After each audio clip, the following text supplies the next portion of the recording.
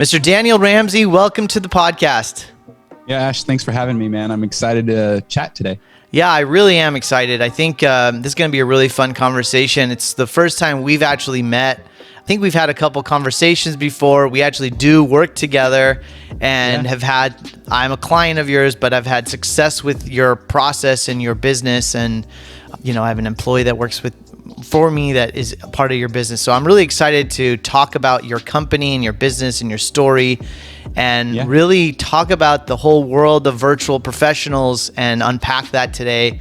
But even more importantly, talk about your entrepreneurial journey and some of the biggest lessons that you can share with the audience. So I'm really excited for this.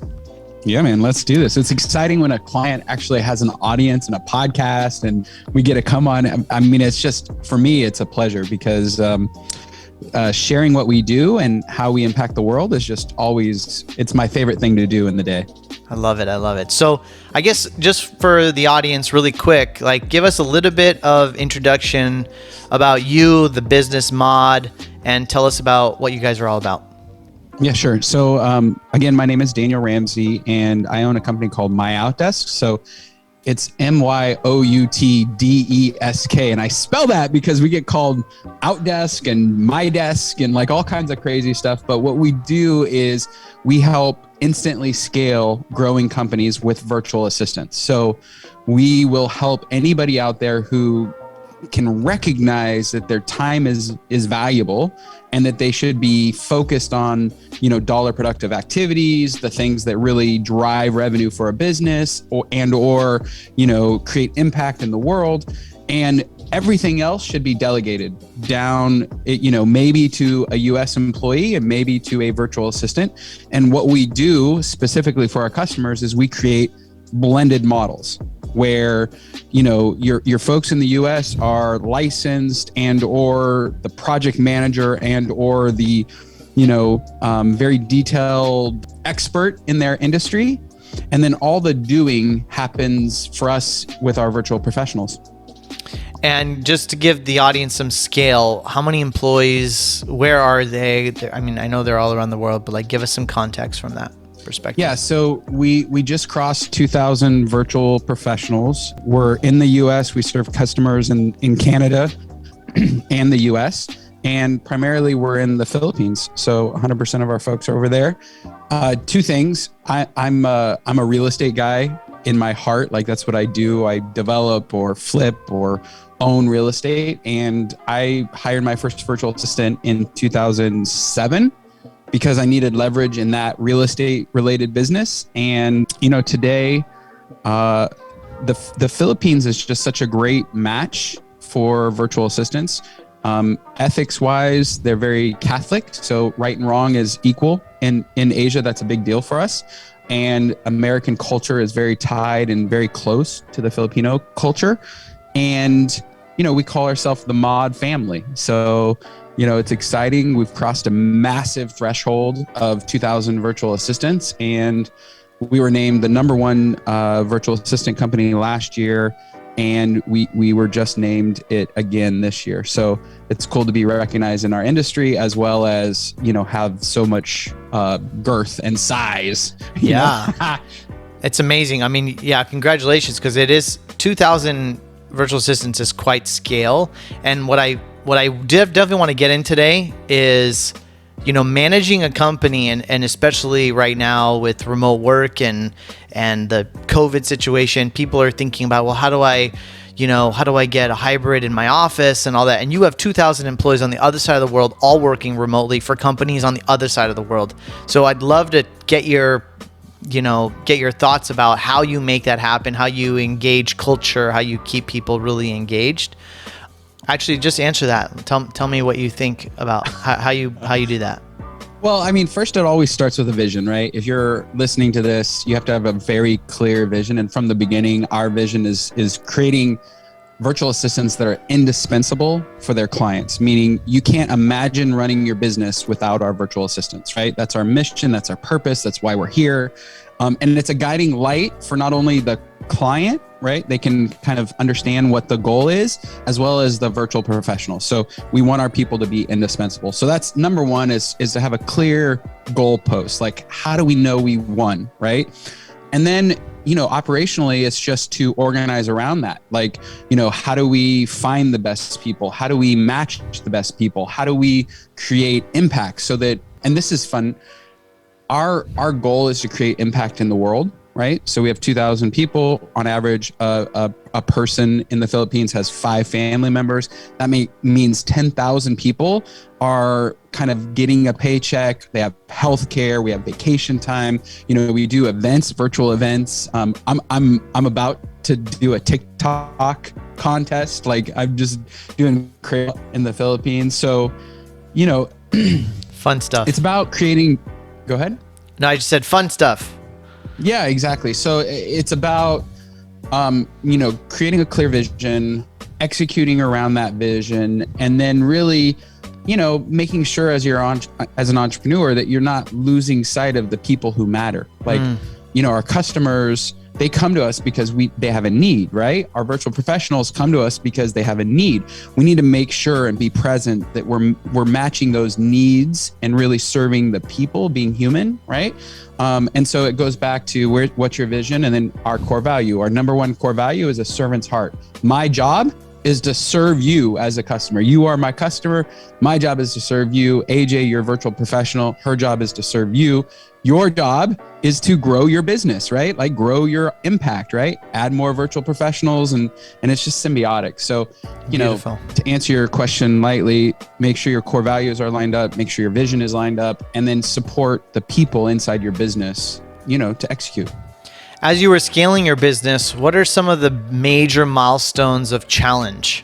Some of the things that you really ran up against that were pivotal moments in your maybe journey of scale or big decisions you had to make to take it to the next level. Maybe you can highlight 1 or 2 major pivotal moments. Yep. If you're listening right now, I'd encourage you to jump on our website, myoutdesk.com/scale. We'll throw that in the notes. Yep. So you guys can throw it in your stuff, but you can grab a copy of our book there. You can buy it on Amazon. You can get a PDF. You can download, it's an audio book. So you can grab a copy of the book. I've outlined, really, there's 4 stages in a business, right? Brand new startup. So I have a dream and I want to get going, right? Nobody's on my team. It's just my dream. And in that space, you're like in an I do it world, right? Where you're wearing all the hats. You're the salesperson, you're the marketing person, you're the operations person, you're delivering the service. Like, I do it, everything in the business, right?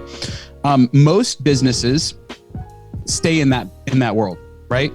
So most businesses, 96% of businesses never cross $1 million threshold. They never get revenue above $1 million. Mm-hmm. And that's kind of where they stay. And, there's nothing wrong with those size businesses.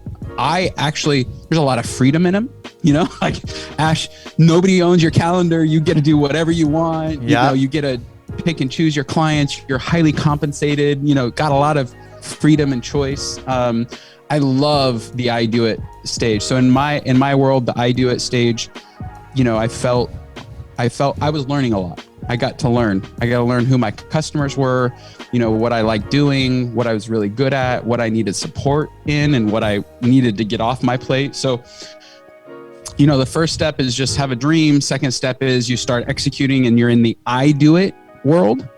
And then at some point you maybe think, I can't do everything. I need some help, right? Yep. And you transition to the we do it. So we call it the we do it stage. And that's when you start building a team. And here's the thing. As soon as you move away from the I to the we, it's like going to school and getting a master's degree and a doctorate and a bachelor's all at once, right? Because now you're not just worried about executing on business, like driving revenue, right? Now you've got people and they need support. and you got to help them win.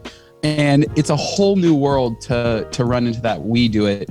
So in that stage, systems and processes really become important. Training team members, electing and hiring team members. And those are skills that you didn't need to win in the I do it stage. That's right. And so you get, I hired my friend. It turns out he's a druggie. That happened to me. I had a partner in a construction business, and turns out he, was addicted to pills, and I had no idea. And he hid it from me for 2 years. And, so you get to learn people and leadership and building a team and building systems and process and, giving up parts of your day. It's really difficult to choose hey, I hate doing this, but then you have to kind of decide is this important to the business? And if I stop doing this and it doesn't work out for this person that I delegated to, will the business, have a challenge or fail or go sideways, And so in the we do it, you're in a massive development state and you're learning how to be a leader. And then we get to the they do it, which is the third stage. And really it's a place where scale is developed, your team matters, what the vision is for your business matters.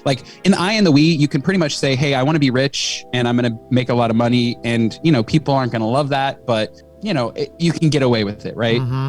In the they portion, it really, you can't go to your team of, in our case, a couple thousand people and say, hey, let's get Daniel and Ash, let's make them into billionaires, that's the goal. That's the goal. Yeah, that would be the goal, right? You can't exactly do that. So, you got to set a vision that other people would be willing to sacrifice their careers and their time and their money and their energy around. And if you can do that right, man, you're winning in life. And there's a lot of self-discipline in that. There's a lot of documentation, a lot of systems stuff. And so we, in the book, we talk about the I, we, they, the different stages of each of those kind of areas. And, I've gone through this. I've hired leaders and then I've had to fire leaders.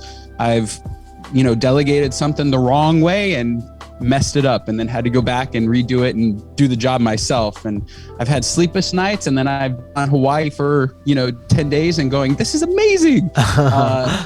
You had mentioned the revenue. Is there a fourth step?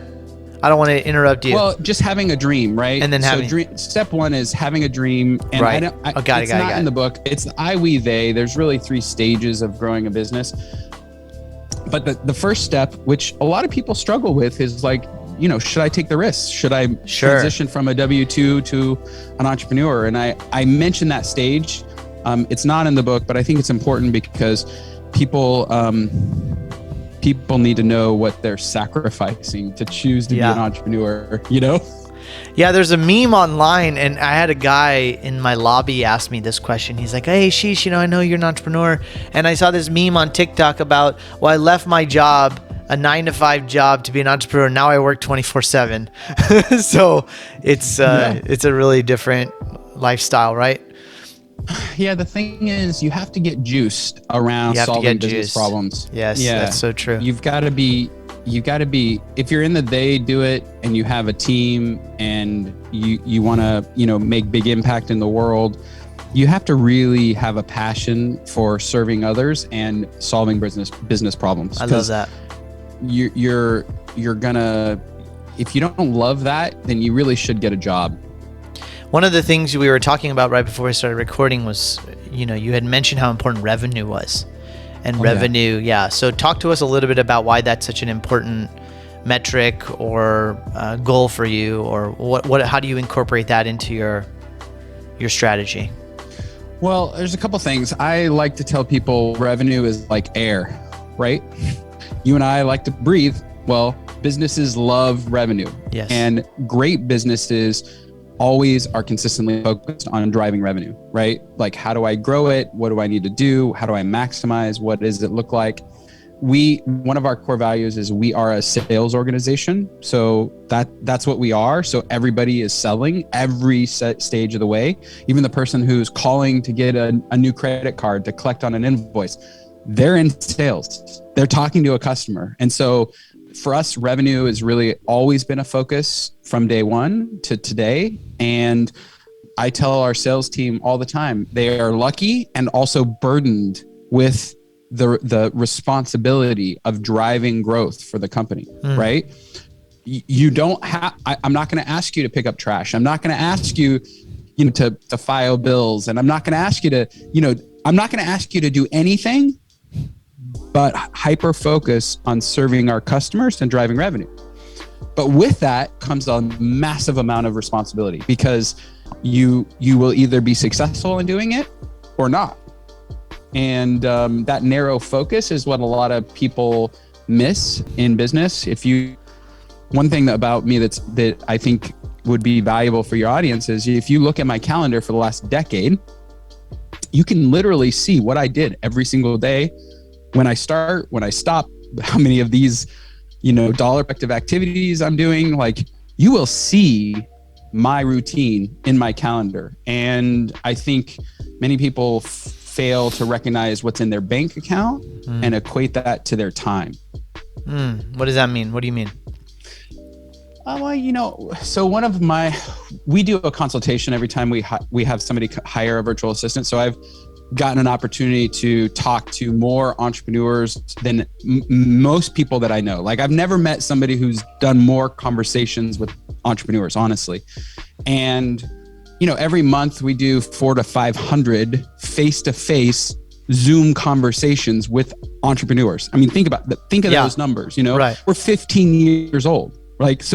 We've done thousands of these conversations. And every time somebody's unsatisfied or isn't clear about, well, I'm not happy with how much we're growing revenue or what's in my bank account, I almost always can ask them, pull up your calendar, let's go over the last couple of months and let's look and see where are you spending time, basically is what you mean. Yeah, what's your time? What are you doing with yourself? Are you how much are you on Facebook or TikTok, or, like, how many coffees are you having with friends? Like, I love my friends, but, I do friend things on non-business hours, and so you have to really. How much of that is discipline, and how much of that is just innate nature of drive? People, or like, what? Help me understand. So I think it, like, I get it intellectually, right? That revenue is the lifeblood of the business, and if you had the choice to be able to focus everybody within the company culturally to revenue, focusing on serving the customer, but then, like, having the discipline of, I'm gonna prioritize customer-focused meetings or sales generation-focused activities within my day versus, maybe an accounting function or maybe coffee with my friend or whatever. Do you think that's a discipline thing, or do you think it's like, well, I'm just not driven to keep growing revenue. I'm not driven, like, it'll come, Daniel, like, it'll just show up. If I keep serving my 3 customers, they'll refer me to one. Is it a laziness issue? Do you think that most entrepreneurs fall into a trap of? Is it they just don't have the drive to get to 100 million and they're not willing to do whatever it takes and sacrifice that coffee with their friend? Like, what do you think's really going on with those guys who are? And I don't think we're talking about the I do it stage. I think we're talking about, like, the we do it to the they do it stage, where it's like, in order to really take this thing to the next level, you got to make some serious intention change. What do you think's the obstacle of that? There's a lot of obstacles. One is, knowledge and understanding. You mentioned that you're in Vistage. I'm also in a group called Go Abundance. And then I also have another peer group called Fierce that I'm a part of. And, so some of it is simply knowledge and who you're surrounding yourself with. If you're the average of the 5 people that you spend the most time with, right? Yeah. So if you're not with the right people doing the right things, I'll give you an example, because I do think it's multiple things, right? you're spot on to not, it's never one thing, right? So one is knowledge or an understanding of how to do it, right? And then two is, maybe a desire or discipline around setting a goal and really hitting it, and why it matters is, I think the stats are pretty simple. The average family brings in $60,000-$70,000 in the US, and most people aren't willing to sacrifice what it would take to cross that next threshold, which is $100,000, right? Right. Because they're happy, they're fed, they're in a home, their kids are happy, and so some people just aren't willing to do that extra amount of work or discipline to make that sacrifice. But then another piece of it, and it's really important, is like what your model looks like. I'm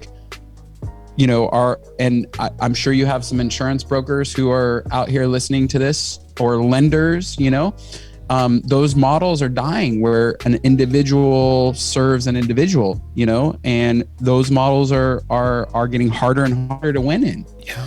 And so knowing your model, the industry that you're in, innovating through, and having a solid thing that you're building, I would say it's probably a combination of those three to some degree. Just like when you get into an accident, the insurance adjuster, like 25% is Daniel's fault, 25% is the road was slippery, and 50% was the other guy because he rear-ended him. Right. Insurance companies, they like segment the reason why the accident occurred by percentages, and then pay their percentage. It's wild how they do that. And so I think it's the same in this scenario. So when I talk to people about my virtual assistant and, outsourcing these resources, it's still as many people that actually do this work and have virtual assistants, and you could probably attest to this. There's still a huge ecosystem of people that don't even know where to get started. Right? Like there are still a lot of companies out there who are like, wait, how did you hire somebody on the other side of the world? And like, how did you interview them, and who did it, and how do you pay them, and blah, blah, blah. I guess, in your experience, you're meeting 400 or 500 different entrepreneurs a month, and you're creating this funnel, and you're seeing what works, what doesn't work. In your expertise, like what is key to having a successful process for an entrepreneur to have a successful virtual assistant, and where do people fail? Like, is it that we're not specific enough? Is it that we don't know what we want? Is it that we're a bad manager? Is it that we abuse those people? Like what is really key to be successful, and what do you know specifically that will cause us to fail? Okay, great question. And I'm going to just speak to how we do it. And Sure. If you're listening, this will just, it's fun about me being on podcasts and stuff is like, I don't make anything up. I'm just like, hey, here's how I did it. And this is what you should do, Right. And that's what it's all about. Yeah. And I think there's some, a good nugget there for you. Wisdom unearned is very dangerous. Very dangerous. If you go to a coach and you're like, hey, I need help building a business model, you better hope or pray or vet that coach has successfully helped hundreds, if not thousands of people build a business model, because if you're asking a guy to give you his experience and that he has no experience, then what you're getting is two people unexperienced pretending to build a strategy. And that is just really scary. So my first step is, one, if you've never done this before, it's really good to partner with a company like ours, because we've done this literally thousands of times. And that's really that muscle memory. It's just like everything, working out, playing a sport, being parents, staying married, like, the more you do it, the better you get at it. Right. So number one is partner with a great company that knows what they're doing. There's a lot of pretenders out there, and then number two, it would be clear about what it is that you need. Right. And so in our world, there are three outcomes that we focus on. Growing revenue, my favorite. Right. I'm crazy. I like revenue, and it really, really matters to us as a business, as an entrepreneur. Saving me some time. So, how can it help you grow revenue, and how can it save you time? Yep. And then the third is like, okay, can I do this for less money?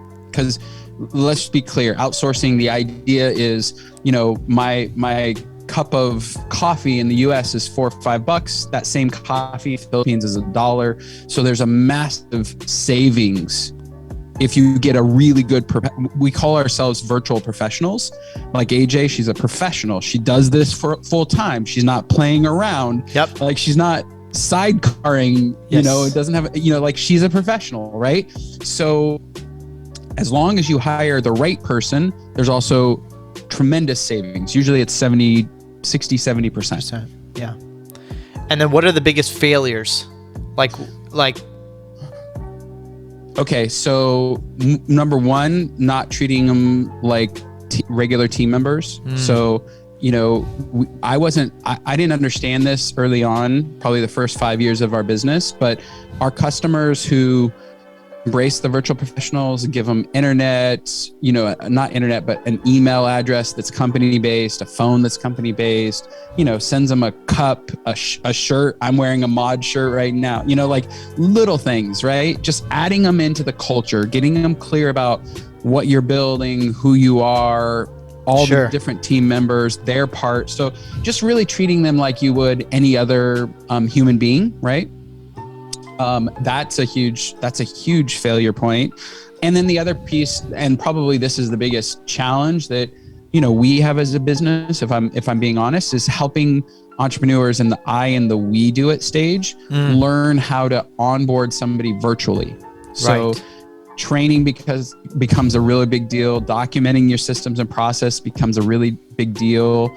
It's a big deal because it feels like a waste as an entrepreneur when you're in the we do it stage. Like you're in the we do it stage and you're like, I need more profits. I need more revenue. And you're like, no. Can you just give me a bullet list of all the things that you're supposed to do every day? Like, you want me to slow down and make a list? I'm like, yeah, you gotta slow down to speed up. Yep. Yeah. You got to slow down to speed up. And so I love that. I think those are the key things. If you do those couple things, partner with a great company, treat them as part of your team, get really clear about documentation and training, get the tech piece really dialed in, and then hire a professional, somebody who this is what they're up to.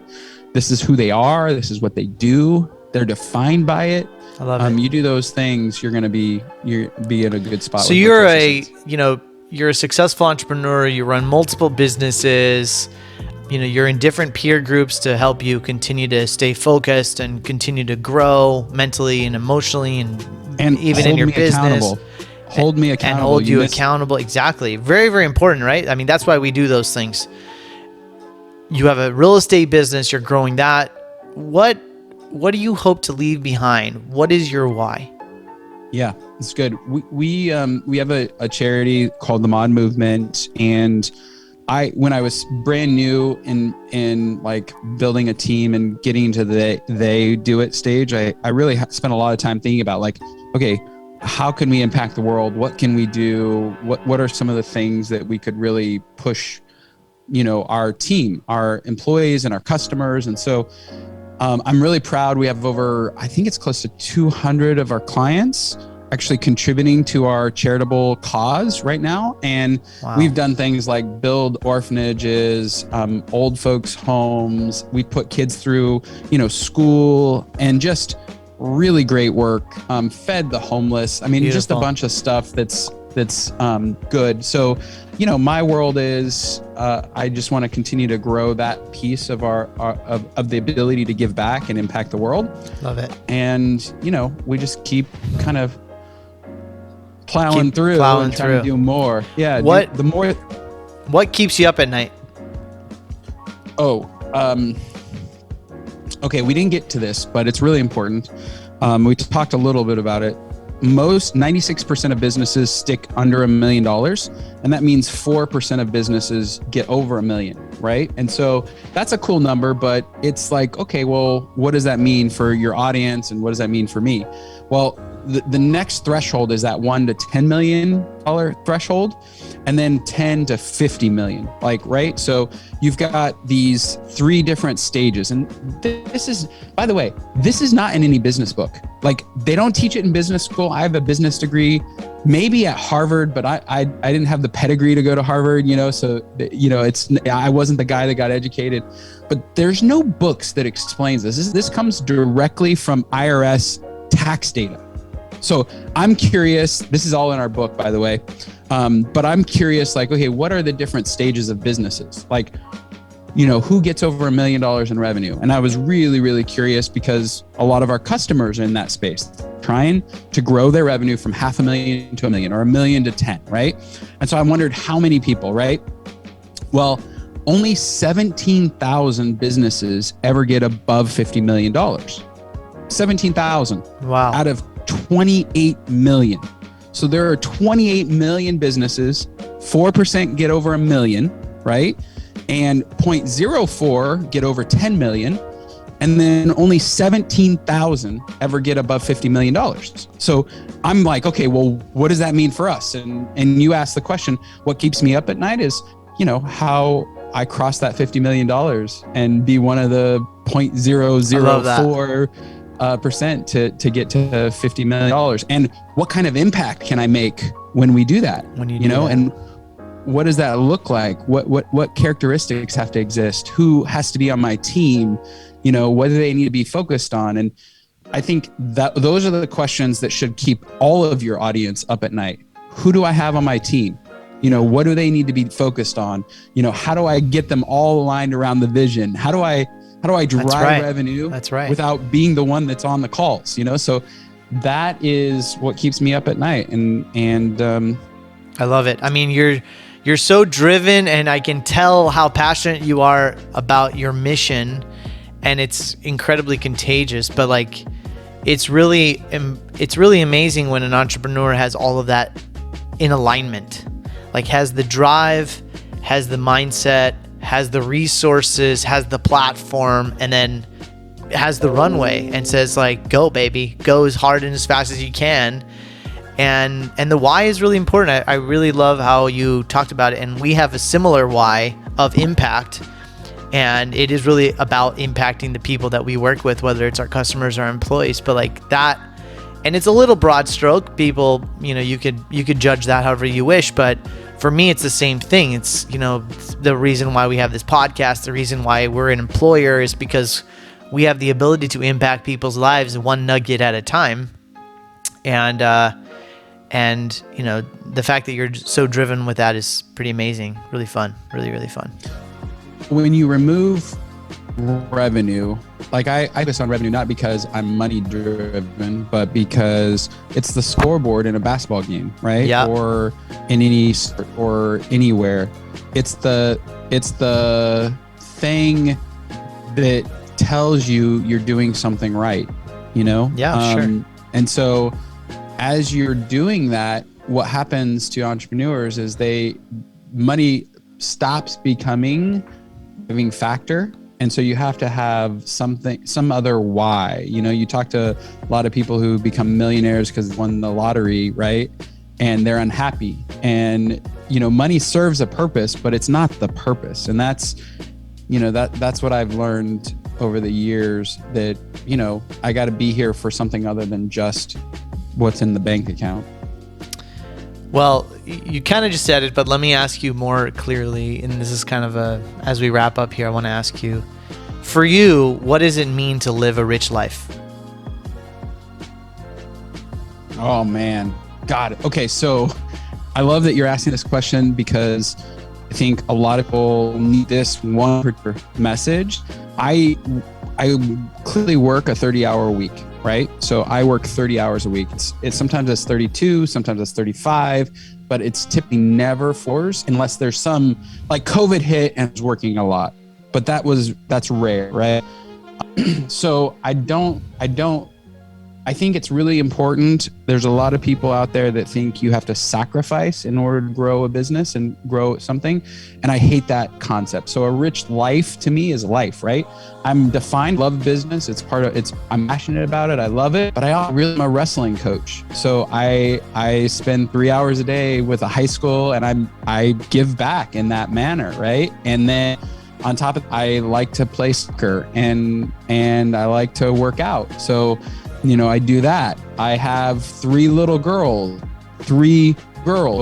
they demand my time, right? And, I see a therapist twice a month, and then I have a spirit coach. So every week I'm working on my heart or my head, right? Am I in the right mindset? What's going on in my world? I'm in 2 different peer groups. Gives me accountability at a whole. The other one gives me strategy at a high level. We have a great team here, but we meet every and review the numbers. And so I'm never, and I got a very clear understanding of what my financials are personally and professionally.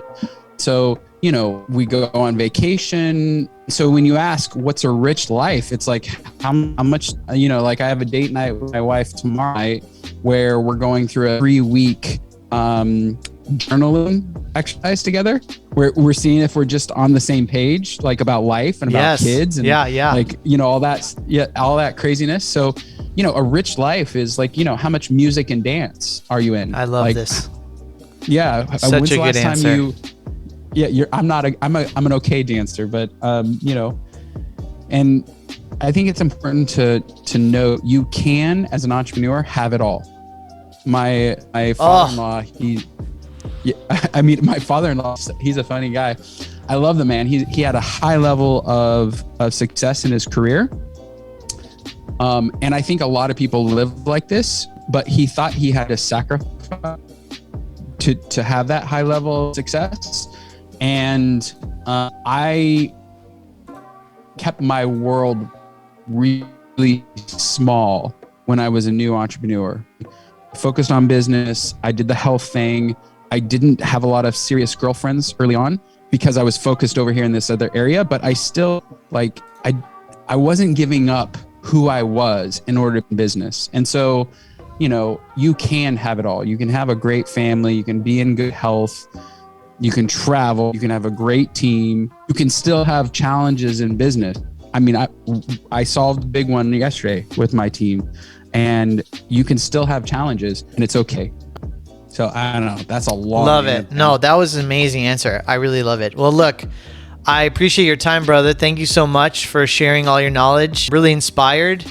And if people want to get in touch with you or they want to find you, what's the best? We'll put all the contact information in the show notes, but what's the best way to get a hold of you?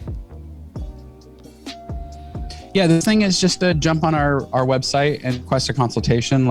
I'm still intimately involved with who our customers are, and still, I'm crazy in the fact that I just love helping others. If you're thinking about, maybe I need a virtual assistant or maybe I need some help in some area, jump on our website, request some time, can get to my calendar, and we'd love to serve you and help you really scale and grow your company and maybe get you some leverage.